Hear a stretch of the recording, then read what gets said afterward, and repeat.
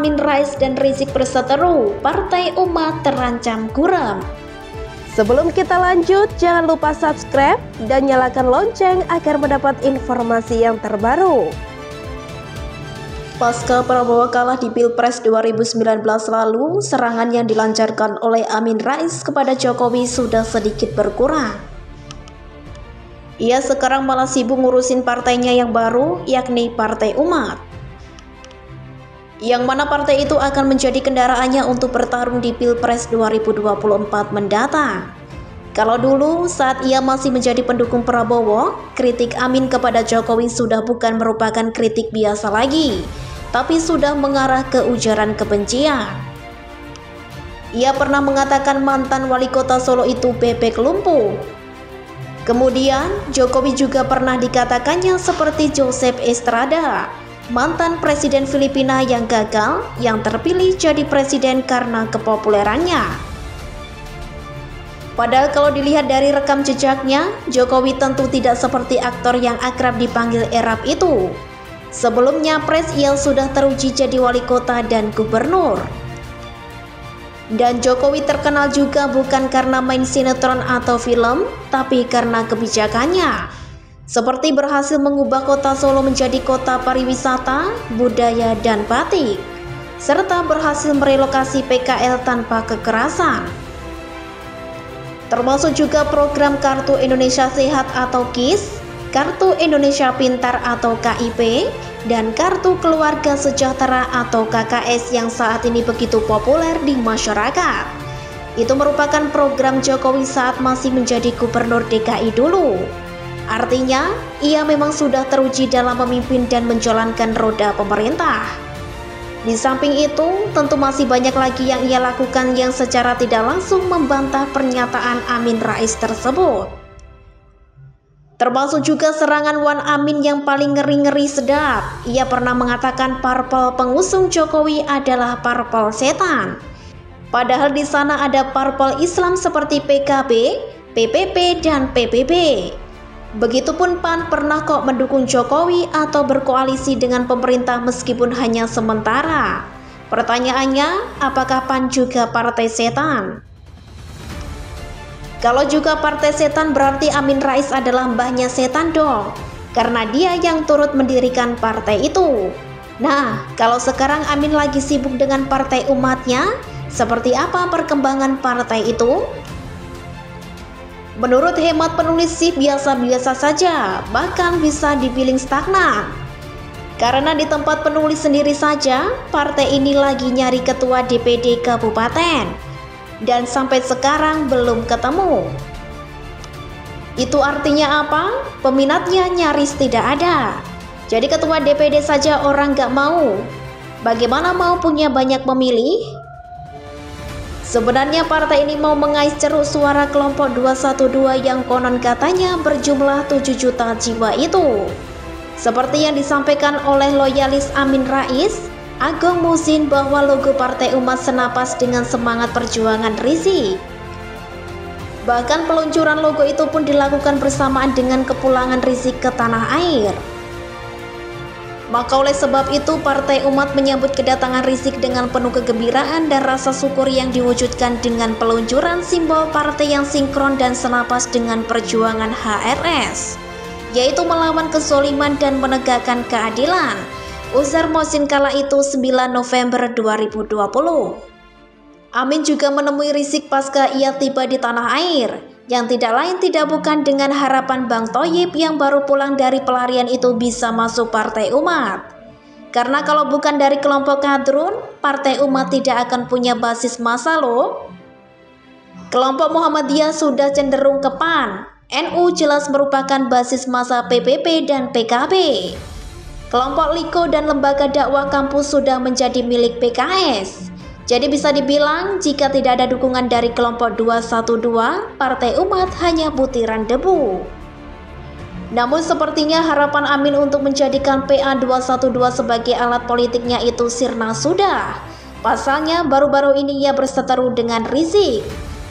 Hal ini berawal dari temuan Amin Rais dan kawan-kawan terkait penembakan Laskar FPI oleh aparat kepolisian beberapa waktu yang lalu. bahwa menurut Amin berdasarkan fakta yang ada, yang sumber informasinya berasal dari sumber primer, tidak ada pelanggaran HAM berat terkait peristiwa itu. Jadi kita bangga, alhamdulillah, tulang punggung keamanan bangsa yang namanya Polri dan tulang punggung pertahanan yang namanya TNI itu tidak terlibat sama sekali. Ujar Amin membantah tuduhan yang selama ini dilancarkan oleh kaum kadrun bahwa penembakan terhadap 6 laskar FPI itu merupakan pelanggaran HAM berat. Tidak pelak, Rizik pun langsung berang dengan pernyataan Wan Amin tersebut. Ia mengatakan pernyataan politisi senior itu sangat blunder dan Rizik menolaknya dengan keras. Bahkan Rizik juga menuding pernyataan Amin itu dapat merugikan laskar FPI yang tertembak mati, serta sebaliknya menguntungkan pemerintah dan aparat kepolisian. Terakhir, Rizik tetap ngotot dengan praduganya sendiri bahwa penembakan terhadap laskar FPI itu merupakan pelanggaran HAM berat yang melibatkan TNI, Polri, dan BIN. Sekarang tinggal menunggu lagi saja kapan Amin akan melancarkan serangan balik kepada mantan teman dekat Firza Husein itu. Dan bisa saja nanti dia juga mengatakan Rizik adalah bebek lumpuh karena memang saat ini lagi lumpuh di dalam penjara. Dengan demikian, perseteruan antar elit kadrun ini tentunya akan semakin seru ke depannya untuk ditonton. Audio Jungle.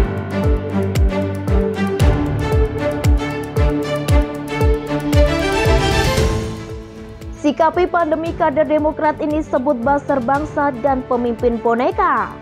Sebelum kita lanjut, jangan lupa subscribe dan nyalakan lonceng agar mendapat informasi yang terbaru.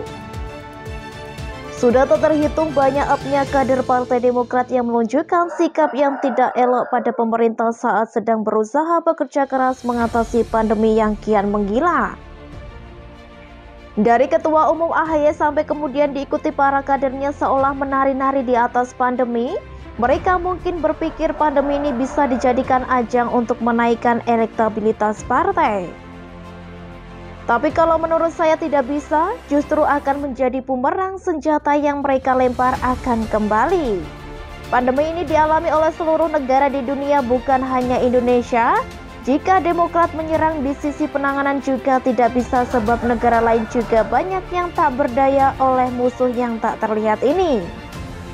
Jadi menurut saya langkah goblok Bindungu jika menggunakan pandemi sebagai ajang mencari suara. Rakyat sudah jenuh oleh suara kader-kader brengsek yang sukanya bacot saja. Sekarang yang dibutuhkan rakyat adalah uluran tangan secara real. Mereka lapar perut, bukan malah diajak nuntut apa maunya kader partai yang punya sikap macam kentut. Seperti kita dapat baca contohnya sebagai berikut. Politisi Partai Demokrat, Ricky Kurniawan tampak emosi lantaran setiap harinya ia mendengar kabar duka akibat pandemi COVID-19 ini. Karena itu, ia pun kemudian menyalahkan hal ini kepada pemimpin boneka yang ia sebut disanjung-sanjung oleh para buzzer.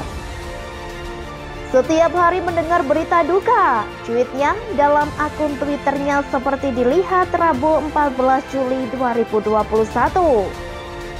Lanjutnya, ia menceritakan soal kondisi adiknya yang saat ini tengah menyusui. Ia mengabarkan bahwa sang adik saat ini tengah terpapar COVID-19 bersama anaknya. Semua ini karena kegagalan pemimpin boneka yang disanjung buzzer-buzzer bangsa, cetusnya. Sejujurnya saya tidak paham bagaimana bisa seorang kader Demokrat ini dengan entengnya ngomong buzzer bangsat. Apakah dia tidak pernah ikut pendidikan politik? Terlihat buruk sekali adab dan akhlaknya. Seolah yang alami kesedihan itu hanya dirinya saja. Padahal kita sebagai rakyat jelata juga alami hal yang sama, tapi untungnya masih berpikiran waras dan tidak mudah mengkambing hitamkan pihak lain. Menyalahkan mirip anak kecil yang merengek di sembarang tempat. Dia tuduh buzzer bangsat, pemimpin boneka, maka jangan salahkan masyarakat jika ada balasan yang setimpal tiap ucapan yang terlontar. Hal tersebut ia katakan juga sekaligus merespon cuitan rekan sejawat yang juga anak buah Ketua Umum Demokrat, Agus Harimurto Yudhoyono atau AHY, Rahlan Nasidik. Sebelumnya, Rahlan mengabarkan sebuah berita duka atas meninggalnya istri dari kawan lamanya. Pagi ini kabar duka membuat mata kami basah. Istri seorang kawan lama keluarga wafat karena COVID dalam keadaan hamil tua, cetusnya. Ia sendiri terpapar, tapi dengan tabah mengurus sendiri pemakaman istrinya tercinta. Hati dan pikiran kami bersamanya dalam keadaan sulit dan kehilangan ini, tambahnya. Namun, ia sayangnya cuitan Ricky telah menghapus komentar balasannya kepada Rahlan Nasidik tersebut. Untuk saat tak mudah bagi kita untuk tidak emosi. Gelombang pandemi sedang tinggi, sejak awal pemerintah sudah wanti-wanti dan membuat himbauan. Jangan mudik tapi ngeyel, jangan liburan tapi ngeyel, jangan buat event dulu tapi ngeyel. Intinya kita bangsa dan rakyat ngeyel. Dan ketika semua ini terjadi tinggal salahkan pemimpin tertinggi negara. Seperti kader Partai Demokrat Ricky Kurniawan ini. Pertanyaannya saya sederhana saja, banyak proyek SBY yang mangkrak dan diteruskan Jokowi yang ia sebut pemimpin boneka. Seandainya pandemi ini di era SBY, kira-kira apa yang terjadi? Ricky Kurniawan ini seolah paling sedih sendiri sehingga dia merasa boleh punya hak istimewa untuk emosi. Kader lucu dan dungu ini tak mampu melihat secara lebih luas lagi persoalan bangsa. Pikirannya sangat sempit sekali. Saya tidak habis pikir mengapa banyak kader dengan kualitas semacam ini. Seharusnya dengan apa yang dia alami bisa buat kampanye yang positif. Dia bakal jadi pribadi yang kreatif dan inovatif, bukan malah marah-marah secara bodoh. Jika dia bisa kampanyekan berdasarkan pengalaman yang dia alami agar masyarakat mematuhi himbauan pemerintah atau mau bagi-bagi masker gratis ke rakyat, tentu jauh lebih smart. Dan namanya pun tercatat sebagai kader Demokrat yang hebat. Tapi telat kalimat bejat aura laknat yang dia ucap. Tinggal tunggu saja di gulung ombak. Demikian, salam.